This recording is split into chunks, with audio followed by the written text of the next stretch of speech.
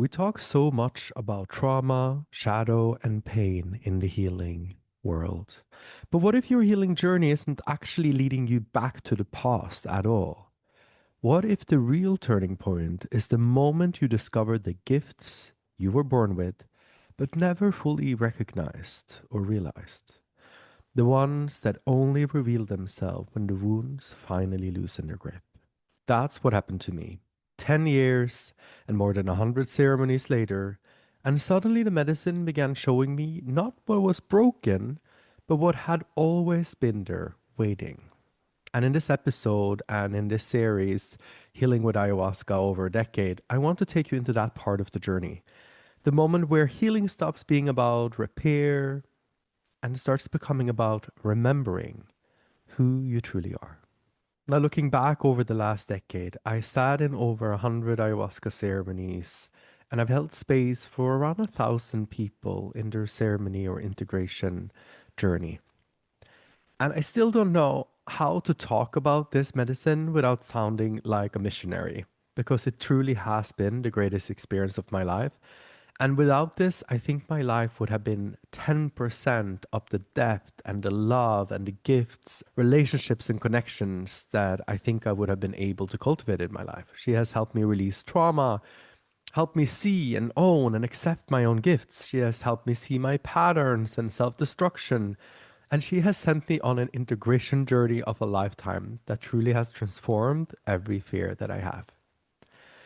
And one of the greatest gifts that she has given me, or helped me to give myself, is to discover the gifts that I didn't even know that I had.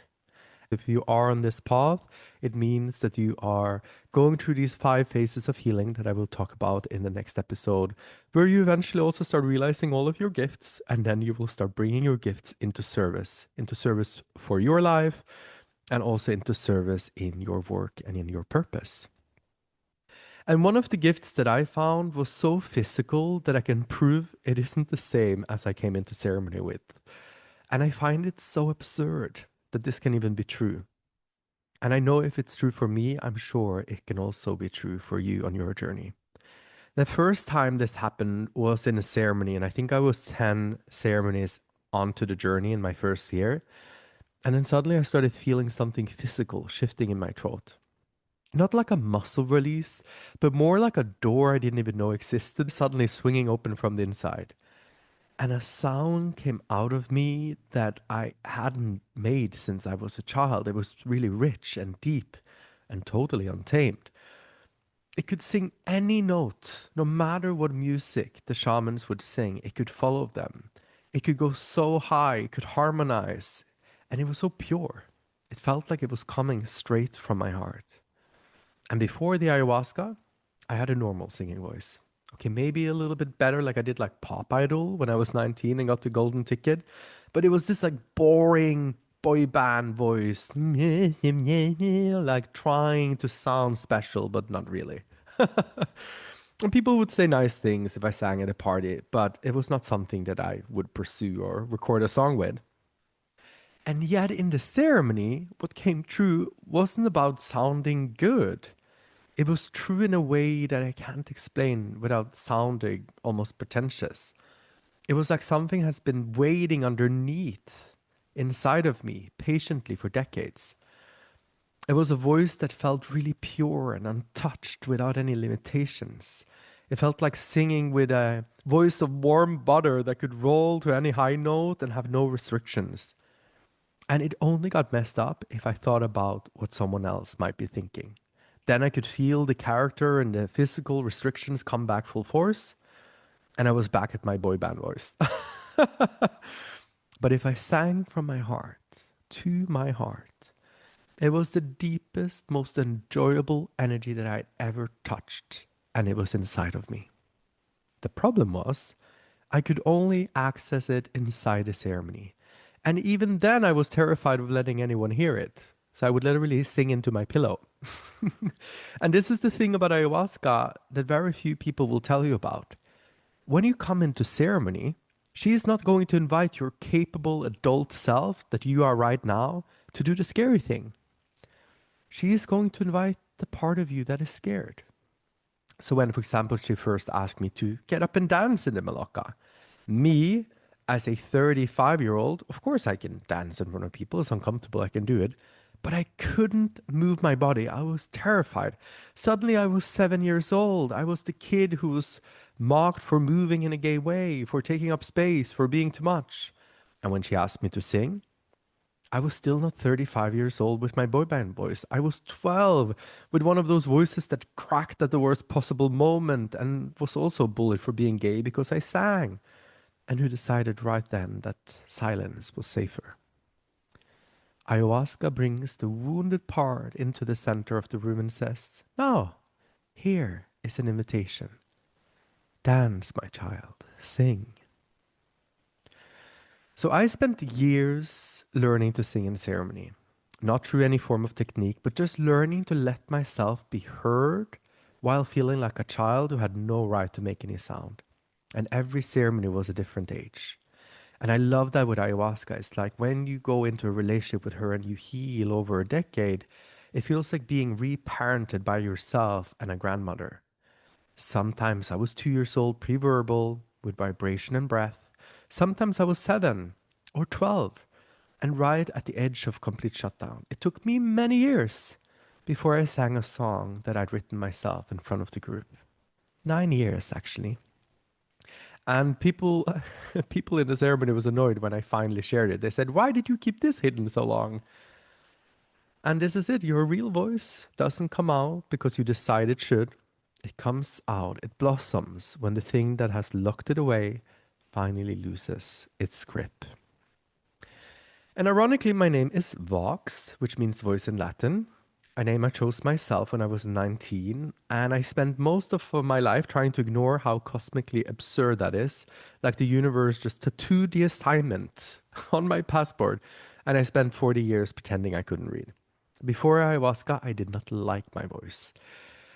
I felt it was too exposed, too revealing, and I didn't want to be seen that clearly. And when I work with people now, whatever in integration circles or one on one, almost everyone I guide carries blockages in this exact place, the throat, their voice, their true voice, the place that lies as a meeting point between the head and the heart, and where truth either moves through you or calcifies into silence.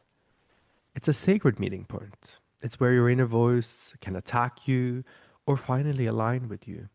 It's where the strings get pulled too tight with all grief and rage and terror, and your whole instrument plays out of tune without you even knowing why.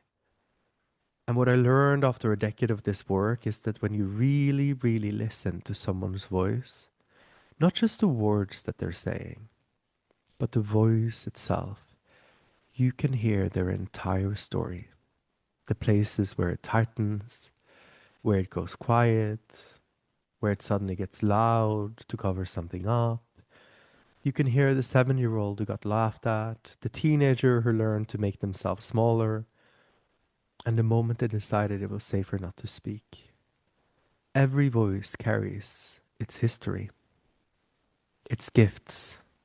And the grief lives in there, the fear lives in there, and the places where love wasn't allowed, and the places where it was punished.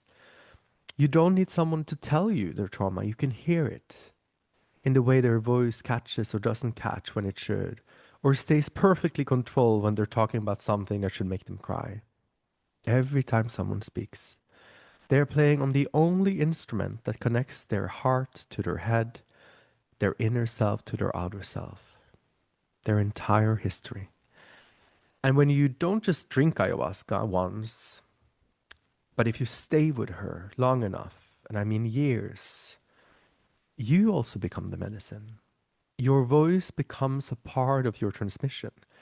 Not because you're enlightened or special, even though some of us like to think that way, but because you finally stopped strangling the thing that wanted to come true. And because anything in this universe, in its authentic, alive nature, has medicine. It has vibration. Because it's in flow and it's following its own galactic river of purpose. And I didn't understand any of that until she brought a specific memory back to me. the one that I'd been running from my entire life. She would take me to that memory almost every ceremony for 9 years, and I said, no, I am not visiting this. I am not crying over this. I refuse. And this memory carries a little trauma trigger. So feel free to skip this episode if you don't feel you have space and capacity for that today. In this memory, I was a 5-year-old boy and I had an amazing, beautiful best friend. I called him my goat because he was a goat, and I didn't have another name for him. He was just my goat. That was his name. And he was a funny, gorgeous, happy goat. He was brown and gray with one broken horn and one full horn that curved just slightly at the tips, and eyes that were almost impossibly warm for an animal. If you have ever bonded deeply with an animal, you know that some of them are deeply conscious beings, almost like an ancestor or deep soul borrowed their body to accompany you for your journey. And at the moment that I had a goat as a best friend, I was living in a foster care, and it was one of the really, really bad places. The kind where you learn really quickly that making noise gets you hurt, that asking for things gets you punished, and expecting to be held or hugged is a complete joke. And I won't go into all of the details here. I will visit this in another episode because this is really what shows where I started my healing journey. And I want to share that with you because what I've seen on this healing journey with ayahuasca is that anything is possible to heal. I have been in therapy where I am told, hey, you're not a heroin addict, and you should be happy about that. We can't expect healing this severe type of trauma. And I refuse to believe that, and ayahuasca also showed me that it is really possible. It's hard work. It is brutally hard work, but it's so worth it, and it is possible in a safe community with great guides and with a plant medicine teacher like ayahuasca. We can heal anything if you're willing to put in the work.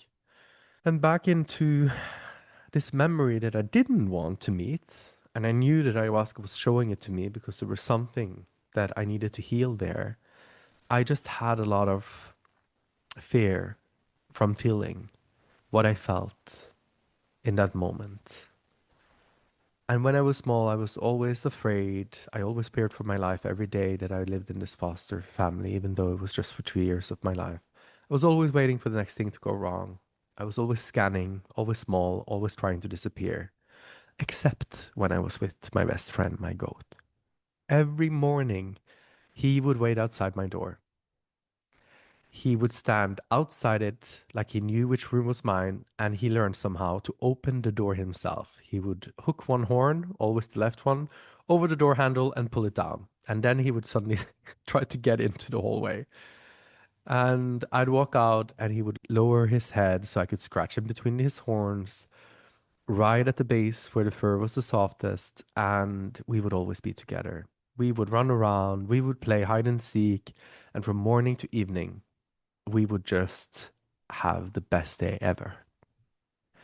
And eventually, I spent so much time with this goat and his family and had such bad connection with humans that I partly forgot that I was human.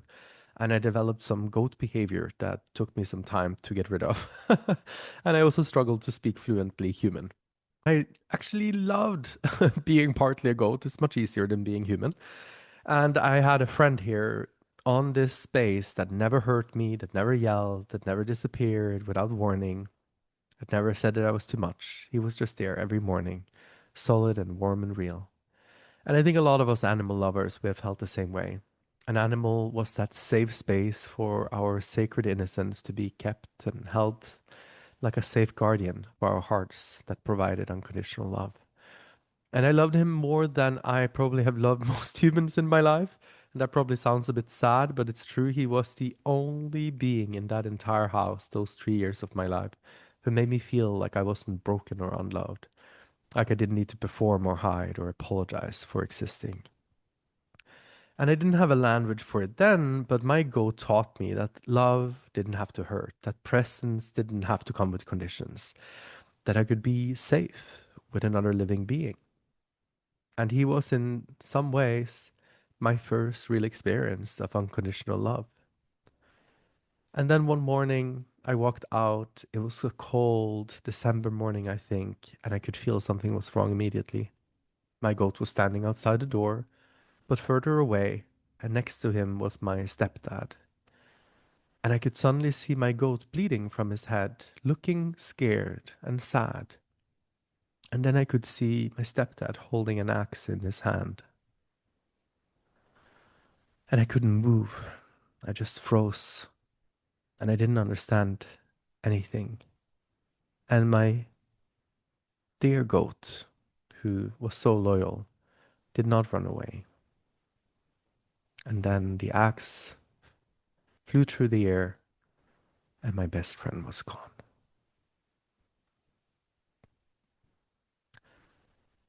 And I didn't understand what that meant at first. My brain couldn't put it together.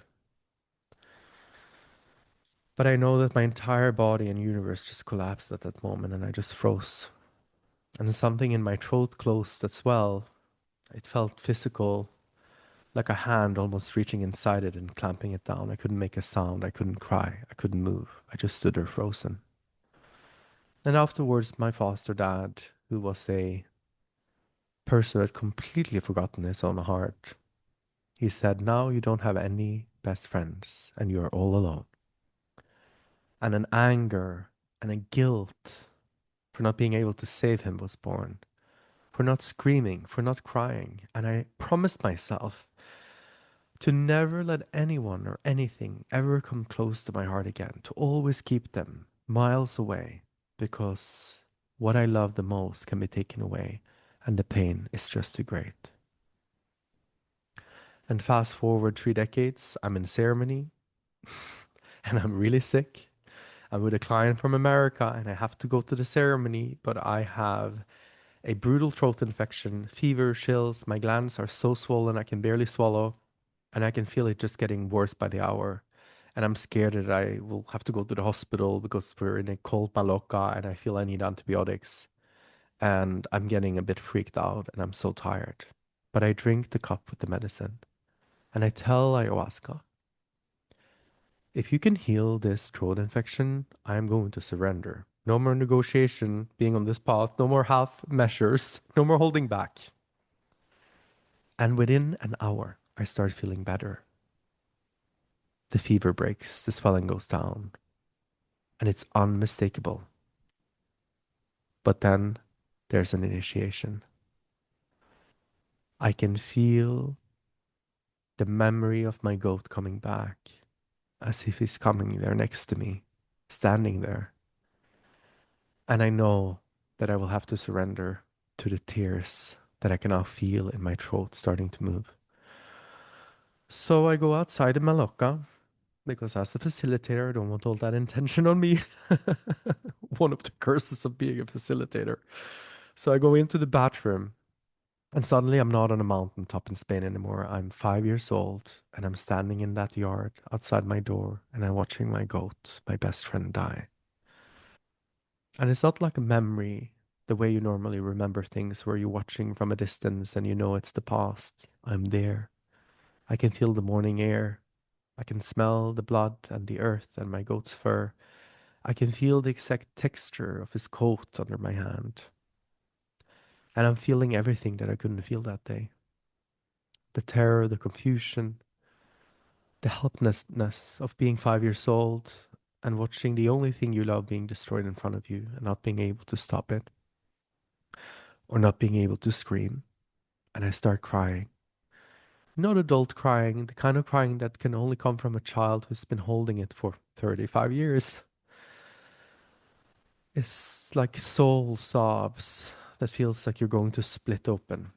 My whole body shaking, and I struggle breathing, and I realized this is what I've been locked away in my throat this entire time. Not just the grief, the sound of grief, the screams I couldn't make, the crying I wasn't allowed to do, and the voice that shut down that morning and never came back.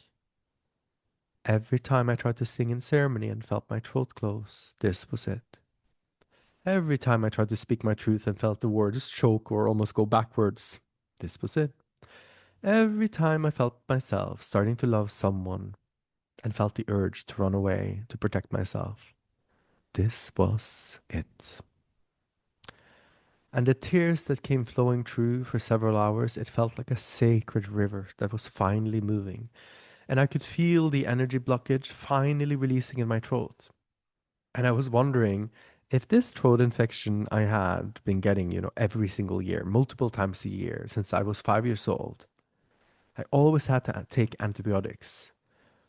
And cutting away a part of my throat didn't really help. I took away the tonsils, hoping that I wouldn't get more infections, but it kept coming back. And now I understand that some of this healing is literally just an emotional, energetic level. It creates a psychosomatic pain and problems. And those tears were actually sacred. And when they were flowing through, they healed everything in their way. And I could literally physically feel them leaving my throat. And I sat there for hours crying. The shaman came and asked if I was okay. And I was like, yes, I'm okay. I just needed to cry. So I finally let all of that grief and anger and sadness move through and have a voice. And then something shifted. I don't know how to say it, but it wasn't a thought or a realization. It was like a physical sensation of something being fully released. And it just let go. And later that night, after all the crying and the shaking and the release, I entered the death process, which is something a lot of people experience with ayahuasca. But I'd always met it half closed, half guarded, keeping one foot in the safe zone because I need to get back to my dog and my family. And I can't die for real, real. I need to stay at least a little bit safe, safe. But this time it was different. I had experienced such profound healing. I just said to ayahuasca, okay, take me, I'm ready. Show me what's on the other side. Show me what is my biggest, biggest fear that I've been running away from. I am open to heal it. And I thought that I would meet immense darkness, or the fear of dying, or the pain of dying, or the fear of being hurt again, or the fear of being this small, powerless child watching someone or something he loves being destroyed. But it wasn't the death waiting on the other side. It was something that I actually thought was far scarier. It was life. Not the life that I've been living, the careful, controlled, protected version. The real thing inside of me, this wild, untamed, radiant, and electric energy. There were waves of energy moving through my spine so intense it felt erotic, orgasmic, and sacred at the same time, like my body was remembering something it had forgotten decades ago, maybe lifetimes ago. There was a sound rising in my chest that wanted to sing to the sky, to roar. My body wanted to run and dance and take up space and be loud and big and way too much. And all the tension that had been holding me small, the clenching and the monitoring and the constant internal surveillance, it was just leaving. And what came forward was this ancient animal inside of me that had been caged since the morning my best friend disappeared. Wild and unafraid and fully alive. And I remember laughing through the tears, thinking, 9 years healing with ayahuasca, 35 years living, I have been afraid of this. Running from the one thing I thought would destroy me. And it turns out my biggest fear wasn't dying or pain or trauma.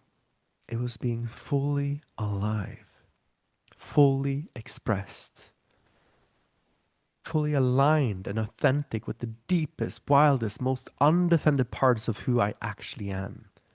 Because if you let yourself be that alive, that open, that here and now, you can also be hurt again. You can lose things.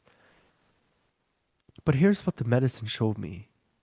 You can also love again. Really love, without the walls, without conditions, without the constant bracing for loss. And that 5-year-old who learned to shut down, to go quiet, to make himself small, he was trying to protect me. And he did the best he could, sabotaging every attempt of my book, my platform, my business, my podcast, my relationship, terrified that he also would get his head chopped off if he spoke up, if he shared his truth, if he cried, if he screamed, if he took too much space, or if he sang. And after this experience, I went back into the Malacca, and everyone was in their deep process, some crying, some purging, some sitting in the darkness with their eyes closed. And the shaman was singing an Icaro, his voice weaving through the space like smoke. And I knew I had to bring this work now into integration. And one thing that I've been very reluctant in doing in ceremony, even though the shaman invite me every year to sing, I always say no, maybe next time. And I had to wait until the very morning before I could push myself to do it. And I shared a song with one of my friends and my brothers on this journey who played the guitar. And when I finished, someone across the Maloka said, "Why did you keep that hidden for so long?"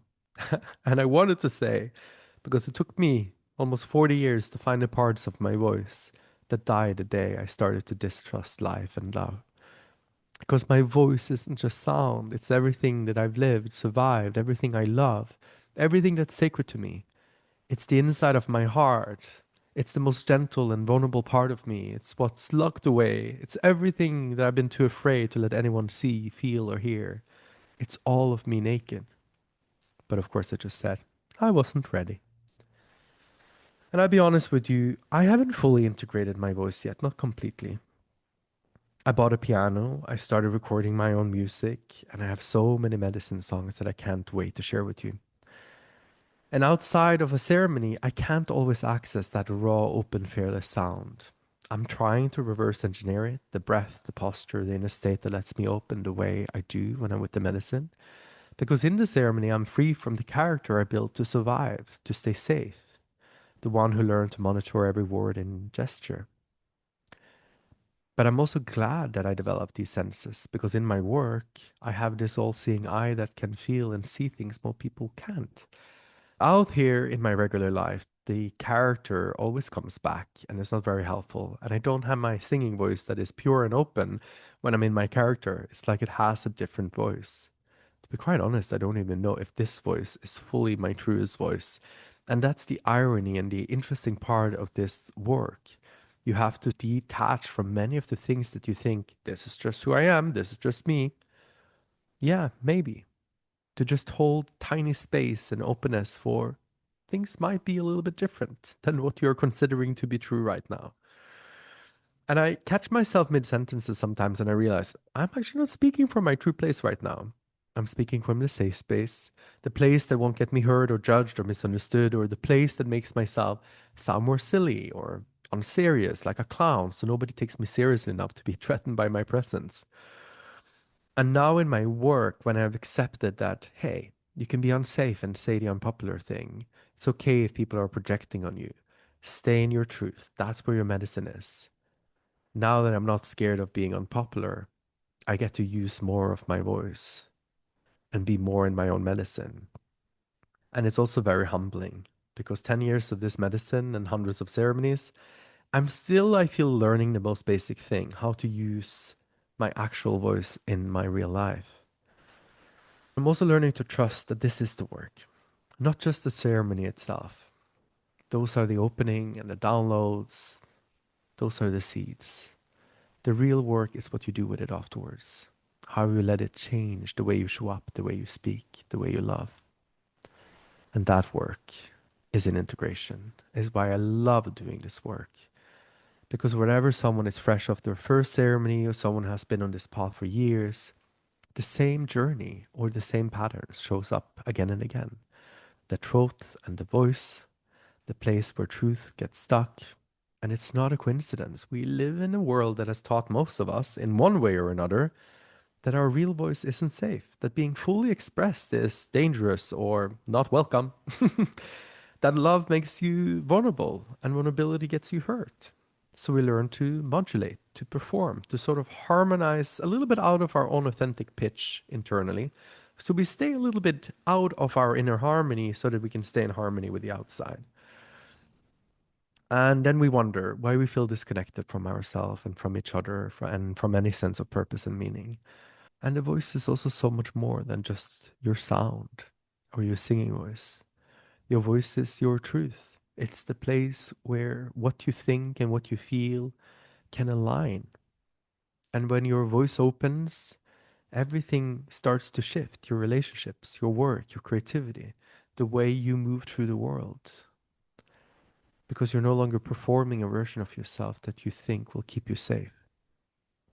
And this is where I always want to share with people that ayahuasca is not a quick fix. I've been on this journey for 10 years, and I don't feel that it's appropriate that we only see ayahuasca as a weekend workshop or a life hack or a shortcut to enlightenment. Because even though I've seen her perform miracles on people over 3 days, it's not the reason that I'm doing this work. It's not why I'm leading integration work. Ayahuasca is about building a relationship, a long one, a lifelong journey with her. And it's not measured in how many cups you drink, but how deeply you let yourself go, to surrender, to trust, and to work with her and yourself. And she will work across years, lifetimes, like a grandmother who knows you better than yourself. And she will give you seeds to work with, not instructions or answers, just seeds. And it's your work to integrate them and grow with them. And for me now, one of those seeds and also greatest gifts that she has given me on this journey is my voice.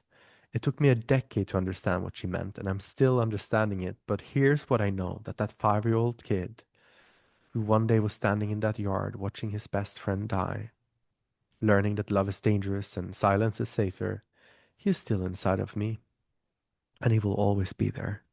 But he's not alone anymore. And the voice that was shut down that morning has come back. Not perfectly, not all the way, not every single day, but it's coming back. And every time I let myself sing, every time I speak my truth that scares me, every time I let myself love something or someone without armoring up first, I'm integrating, I'm healing, I'm expanding. In every micro choice, I catch myself and I breathe deeply and I connect to my heart and I choose to be in compassion and not protection. I'm doing my integration homework. I'm growing that seed. And I'm telling that kid inside of me, you're allowed to make sound now. You're allowed to take up space. You're allowed to love things fully and sing loudly, even though you know that it doesn't last forever. Because the alternative, the silence, the smallness, the constant self protection, that's not safety. That's just a different kind of death. And I think it's one of the most painful ones. As the shamans sometimes say, when someone comes and asks her about their illness and their problems, and they ask them, when did you last dance? When did you last sing? When did you last look up into the sky in awe? Because that is the moment your heart closed.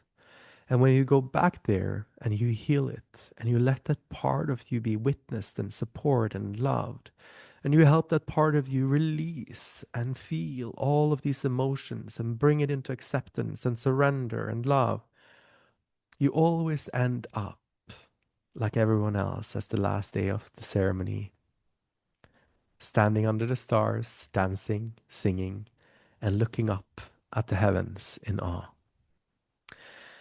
And if you ever sat in ceremony, you know that sound moves through the space differently than it does anywhere else in your life. It's like the shaman's Icaro is not just a song. It enters the room like a living organism. It wraps around you, it moves through your body, inside your cells, inside your memories. It starts to rearrange something inside of you that you didn't even know was out of place.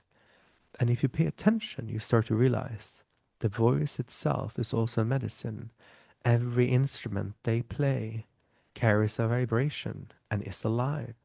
It's not just the words and not just the melody, it's all of it. All that makes sound has a vibration and carries medicine. And in shamanic traditions across the world, the voice carries frequency, a frequency that moves energy. And energy in the shamanic worldview is what we're actually made of, not solid matter that thinks and feels, but vibration that has taken form for a moment. And when a shaman sings an ikaro over you in ceremony, that ikaro has its own vibration, its own traditions, its own blessings, ancestors woven into the fabric of the songs that are impacting you. They're not performing. They're also reading your energetic field and you're responding to it in real time. It's both a diagnostic and a prescription at once, like a light prescription. They're finding the places within the organism of the group, but also within you where the energy is stuck or collapsed or moving in the wrong direction. and they're using their music and their voice to reorganize it. And in the shamanic cosmology, the voice also sits at the threshold between the worlds. It's the bridge between the spirit realm and the physical realm, between the inner world and the outer world. It's where the inner part of you also comes out and manifests into the world. And it's also the place between what you know and what you yet can't fully articulate. And this is why so many shamanic traditions use the voice through song or chanting or through speaking in tongues or channeling languages to enter an altered state, to navigate these non ordinary realities. The voice is how you call the spirits in. The voice is what you use to pray. It's how you communicate with plant teachers. It's how you retrieve lost soul parts and guide them back into the body. It's how you extract intrusive energies and seal the energetic field afterwards.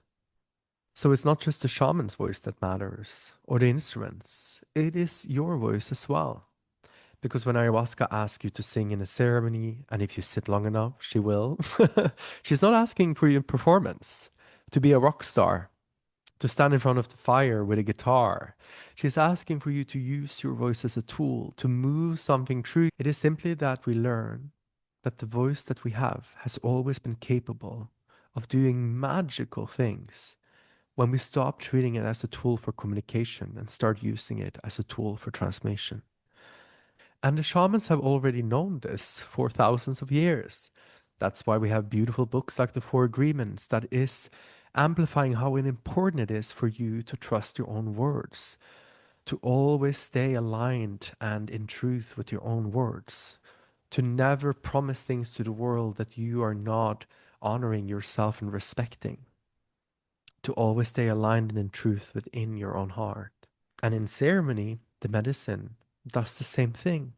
She listens to your voice, to your own agreements with yourself. And she listens to the voice that you use out loud and the voice that you have inside your head that you haven't shared with anyone. And she shows you where you've been lying or hiding or where your gifts are.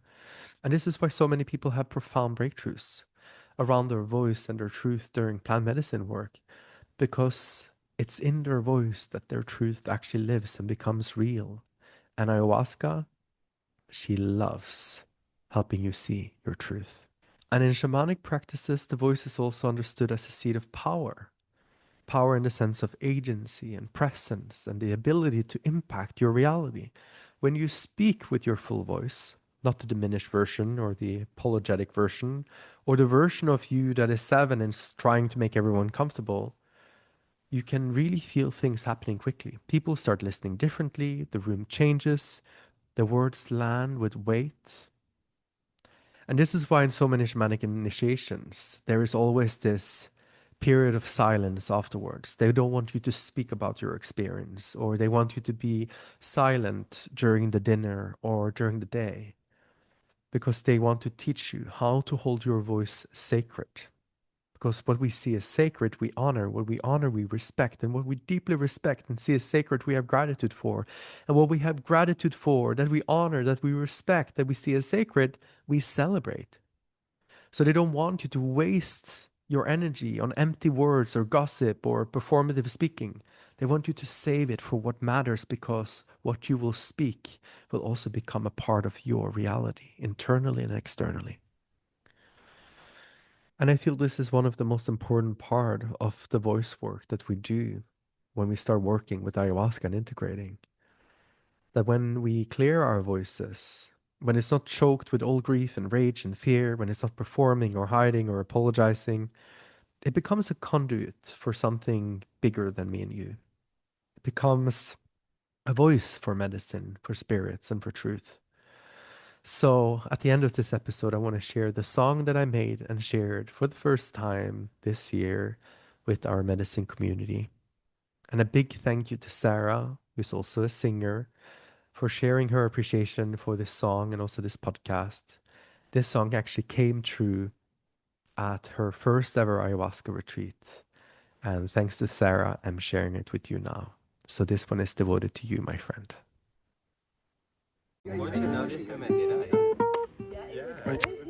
Ahora. En este camino, maestra, llegó. En este paso mi alma sanó, su canto me abre el receño en mí. Ahora me canto contigo aquí. Ayahuasca, curandera, es el espíritu de abuela, es mi alma, es mi guía. Camino con luz, pasería, ayahuasca, curandera, es el espíritu de abuela, es mi alma, es mi guía. Camino con luz, pasería. Chamanes de selva, de Putumayo, maestros de plantas, saber sagrado, traen medicina, traen melodía, nos llevan al alma con su alegría. Ayahuasca, curandera, es el espíritu de abuela, es mi alma, es mi guía. Camino con luz, pasería, ayahuasca, curandera, es espíritu, abuela, es mi alma, es mi guía. Camino con luz, pasería. Gracias Espíritu por esta canción, gracias mi alma por mi corazón, gracias la planta por esta unión y gracias abuela por mi sanación. Ayahuasca, curandera, es espíritu de abuela, es mi alma, es mi guía. Camino con luz, pasería, ayahuasca, curandera, es espíritu de abuela, es mi alma, es mi guía. Camino con luz, pasería, ayahuasca. That's what I got for you this week, my friend. And next week, I'm going to dive into the 5 stages of healing and transformation that I see all of us move through when we stay committed to this path. The healing itself, the integration, the transformation, the discovering of our gifts, and eventually stepping into service with the medicine that only you carry. And if you feel called to go deeper into your own integration work, I offer 3 journeys. I lead an integration circle for people walking this path with ayahuasca, and I just completed finishing a 6-month integration circle with therapists, coaches, retreat facilitators, and those that are going deep on this journey. You can join the first circle completely for free, no commitment, no pressure. Just come, feel the field, and let yourself be met. You can sign up at davidvox.com. And when you're ready for the second journey, that's the celebration circle. It is 6 months of celebrating your life and your gifts. And the first reaction many people have is, why on earth would I want to do that? And the answer is quite simple. How you get there is how you will be there. If you are constantly healing and hustling and hiding and performing or proving, do you think that once you arrive there, you will suddenly feel free? Because I see that waiting to celebrate until after you achieved a new job, had more ayahuasca, or fixed your relationship is not the answer. Celebration is not the reward. It's the rehearsal. It's the daily act of self-respect, self-honor, and gratitude. It's the integration of who you already are. And when you learn to celebrate who you are now, every future version of you arrives already welcomed. And when we refuse to celebrate, it becomes our unfinished work. When you learn to honor the ordinary, to bow to your own brilliance, to see your gifts and story as sacred, something inside of you shifts. You stop chasing your life and you start inhabiting it. You start living it. And every other part of your world begins to rise to meet you. Your relationship, your voice, your joy, even your income. Because when you live in celebration, you attract a life that celebrates you back. And the 6-month celebration circle is built for that. 24 facets, 24 live mirrors Every call shows you a different angle of who you are, what you project, what you hide, what you're not seeing. And it ends with the celebration ritual where 20 mirrors reflects your gifts back to you. Your only job is to receive. And maybe for the first time ever, you will see your full, faceted, multidimensional, gifted, abundant self. And then there's the third journey, Sacred Impact, and this is the one for leaders in the transformational and spiritual field who have this great vision, depth and sensitivity, but they struggle to bring their service into tangible form here on earth.